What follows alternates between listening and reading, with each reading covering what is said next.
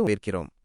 இன்னைக்கு நாம பார்க்க போறது தமிழக அரசியலில் எப்போதும் ஹாட் டாபிக்காக இருக்கக்கூடிய கோவில்பட்டி சட்டமன்ற தொகுதி.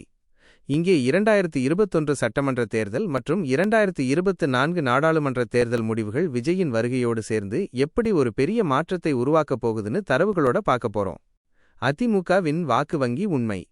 நாம மத்த தொகுதிகள்ல பார்த்த மாதிரியே இந்த தொகுதியிலும் அதிமுகவுக்குன்னு ஒரு நிரந்தரமான வாக்கு வங்கி இல்லைங்கிறது தான் நிதர்சனமான உண்மை. கடந்த சட்டமன்ற தேர்தல்ல கடம்பூர் ராஜு ஜெயிச்சிருந்தாலும் 2024 நாடாளுமன்ற தேர்தல்ல அதே கோவில்பட்டி தொகுதியில அதிமுக வாக்குகள் அப்படியே சரிஞ்சிருக்கு. இது எதை காட்டுதுன்னா, மக்கள் இங்கே கட்சிக்கு வாக்களிக்காம வேட்பாளரை பார்த்துதான் வாக்களிக்கிறாங்க. திமுகவின் சறுக்கலும் கம்யூனிஸ்ட் கூட்டணியும் டிஎம்கே மற்றும் அனாலிசிஸ். 2021 சட்டமன்ற தேர்தல்ல திமுகவுக்கு ஏற்பட்ட பின்னடைவுக்கு ஒரு முக்கிய காரணம் இருக்கு. இங்கே திமுக நேரடியா நிக்காம தங்களுக்கு பலமில்லாத கம்யூனிஸ்ட் கட்சிக்கு இந்த தொகுதியை ஒதுக்கினாங்க. இது திமுகவுக்கு ஒரு பெரிய பலவீனமா அமைஞ்சது. அடுத்ததா முக்கியமான விஷயம், சமுதாய வாக்குகள். கோவில்பட்டியில் 2 பெரும்பான்மை சமுதாயத்தைச் சேர்ந்த வேட்பாளர்கள். Kadambur Raju minus AIADMK, TTV Dhinakaran minus AMMK நேருக்கு நேர் நின்னப்போ சமுதாய ரீதியா வாக்குகள் அப்படியே பிரிஞ்சது. திமுக அங்கே நிக்காததுனால அவங்களுக்கு அந்த தேர்தல்ல ஒரு பெரிய பின்னடைவு ஏற்பட்டது. 2024 மாற்றம் மற்றும் விஜய் ஃபேக்டர்.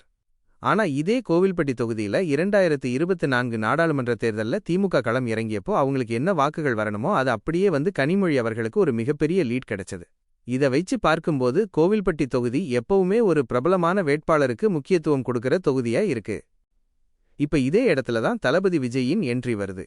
விஜய் ஒரு பெரிய சூப்பர் ஸ்டார், இளைஞர்கள் மத்தியில செல்வாக்குள்ளவர். அதனால அவருக்கும் இந்த தொகுதியில கணிசமான வாக்குகள் கிடைக்கிறது உறுதி.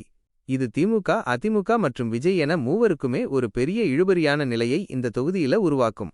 2026 கணிப்பு, ஃபியூச்சர் ப்ரெடிக்ஷன். அப்போ 2026ல என்ன நடக்கும்? ஒருவேளை திமுக கூட்டணியில திமுகவே நேரடியா நின்னா அல்லது மதிமுக இங்கே களம் இறங்குனா அவங்களுக்கு வெற்றி வாய்ப்பு ரொம்ப அதிகம். அப்படி இல்லாத பட்சத்துல அதிமுகவும் உந்த வாய்ப்பிருக்கு. விஜயின் டிவிகேவுக்கும் வாய்ப்பிருக்கு. மொத்தத்துல கோவில்பட்டியை பொறுத்தவரை எந்த கட்சி ஜெயிக்கப் போகுதுங்கிறத விட அந்தந்த கட்சிகள் நிறுத்த போற வேட்பாளர் யாருங்கிறத வச்சுதான் வெற்றி தோல்வி அமையும். நண்பர்களே, கோவில்பட்டி கள நிலவரம் பத்தி நீங்க என்ன நினைக்கிறீங்க? விஜய் வருகை யாரோட வாக்குகளை அதிகமா பிரிக்கும்? கமெண்ட்ல சொல்லுங்க. இந்த அலசல் உங்களுக்கு பிடிச்சிருந்தா லைக் பண்ணுங்க, ஷேர் பண்ணுங்க, மறக்காம நம்ம அறிவோம் அரசியல் சேனலுக்கு சப்ஸ்கிரைப் பண்ணுங்க. நன்றி.